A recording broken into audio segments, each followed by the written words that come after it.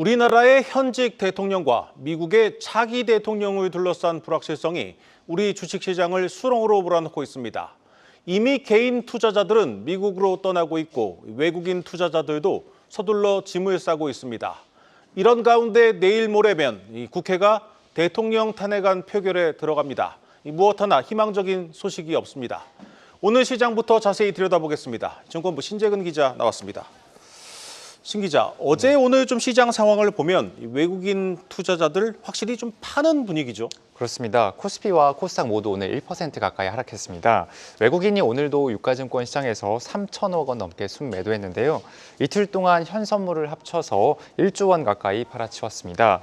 정부가 시장 안정화 조치를 내놓으면서 매도 규모는 좀 제한적이었지만 외국인 투자자는 국내 정치 상황에 대한 우려를 나타내는 모습이었습니다. 네.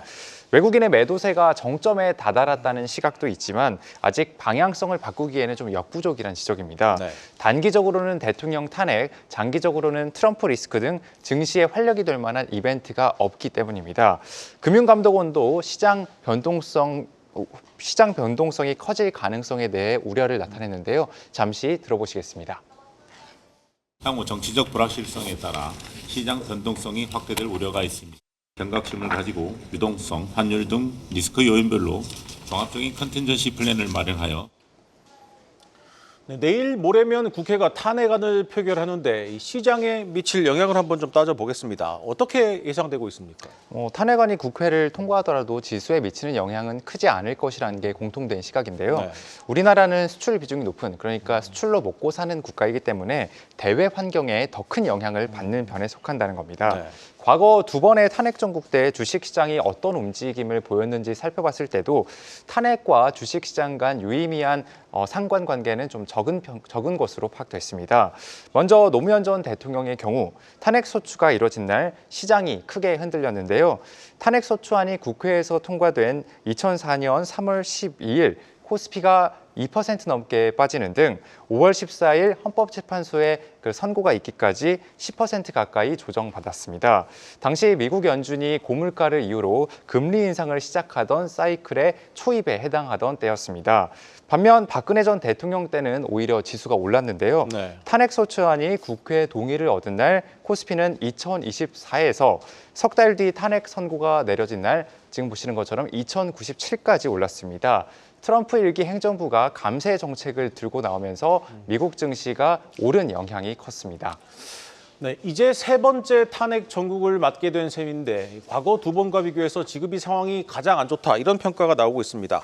그 이유가 뭡니까? 네, 외국인이 국내 증시를 사고 증시가 반등하려면 가장 중요한 게 대외 환경이 좋아야 하는데 네. 지금은 좀 좋지 않은 상황이라고 볼 수 있습니다. 트럼프 리스크가 가장 큰 불안 요인으로 꼽히는데요. 우리나라처럼 수출 주도형 국가에서는 관세 부과가 치명적이기 때문입니다. 관세를 실제로 부과하게 되면 물가를 자극할 수 있고 고금리 상황이 계속될 것이라는 우려는 특히 신흥국에 대한 투자 심리를 위축시킬 수 있습니다. 외국인이 지금 국내 주식을 파는 것도 이런 우려가 크다는 설명인데요. 이런 가운데 미중 갈등은 공급망 문제를 야기할 수 있는 또 다른 변수란 지적입니다. 실제 미국이 HBM 등 중국에 대한 반도체 수출 통제에 나서자 중국은 반도체와 디스플레이 생산에 필요한 원료 수출을 막겠다고 맞받아쳤습니다. 트럼프 당선인의 성향을 감안하면 우리나라 대통령의 리더십 부재는 크나큰 악재란 지적이 있는데요. 내년 1월 취임에 맞춰서 한미 정상회담 등 트럼프 행정부와의 관계 형성이 매우 중요한 시기인데 대통령의 직무 수행이 어려울 경우 외교 역량이 떨어질 수밖에 없기 때문입니다. 한 증권업계 관계자는 지난 두 번의 탄핵 정국과 비교했을 때 현재 증시 환경이 가장 나쁘다고 평가했습니다. 뭐 희망적인 소식이 거의 없는데 그렇다면 좀 기대를 걸 만한 부분은 없겠습니까? 있습니다. 코스피의 가격 매력을 주목하는 시각이 있는데요.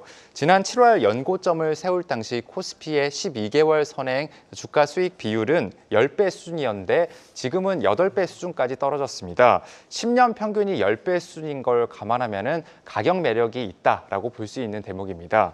때문에 증권업계는 코스피가 2,300에서 2,400선을 전후로 해서 바닥권을 형성할 것이란 시각이 있는데요.